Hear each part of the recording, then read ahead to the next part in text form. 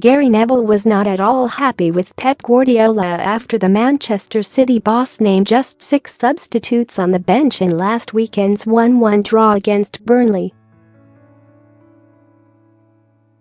Guardiola said he simply didn't have any more players to choose from, with a number of his first-team players out with injuries, and didn't want to call up a youth team player because they played on Friday. But Neville wasn't having any of it. "I think it's a joke. I absolutely think it's a joke," Neville said on Sky Sports. "Forget the second team.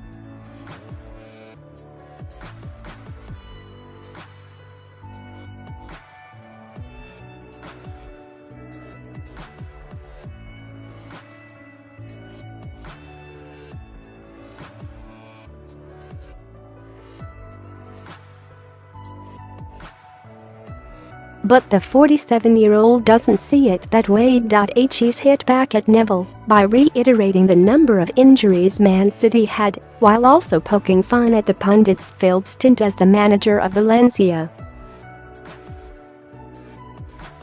"It's quite simple. We had a lot of injuries. We had that day a training session at 4 p.m. in the afternoon. At the same time 5 or 6 of the players I could have taken had a game here," Guardiola told a news conference. It was just 1 or 2 hours later, and it would not have been correct to go the youth team manager who is preparing for the game and say I need 1 or 2 players to go on the bench when they are going to play. "For that reason, I didn't call him."